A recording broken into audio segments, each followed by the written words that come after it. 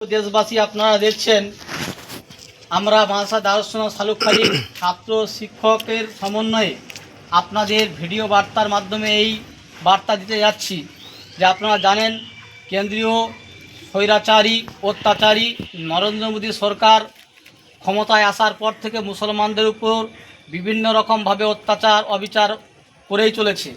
তন্মধ্যে আপনারা সকলেই জানেন যে আল্লাহর সম্পত্তি ওয়াকাফ সম্পত্তি মসজিদ মাদ্রাসা ঈদগাহ খানকা ওয়াকাফ সংশোধনী আইনের নামে হস্তক্ষেপ করতে চাচ্ছে।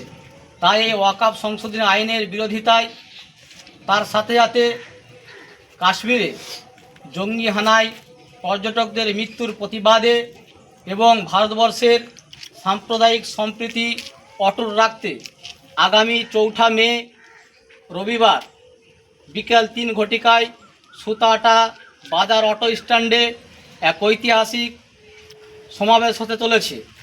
জমিয়ত উলামা হিন্দ, তৌহিদি জনতা, আইমা ও জামাতে ইসলামী এই সংগঠনগুলির আহ্বানে এক ঐতিহাসিক জনসভা হতে চলেছে। তাই এই সভায় আপনারা সকলে দলে বলে সকলে আসবেন, যে যেখান থেকে দেখছেন।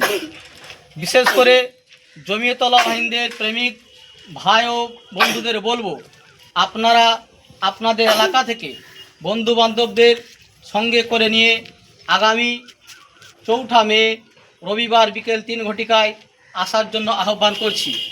এই নরেন্দ্র মোদী ওয়াকাফ সংশোধনী আইনের প্রত্যাহারের দাবিতে আপনারা সকালে আগামী রবিবার বিকেলে সুতাটা বাজারে দলে দলে যোগ দিন, দলে দলে যোগ দিন।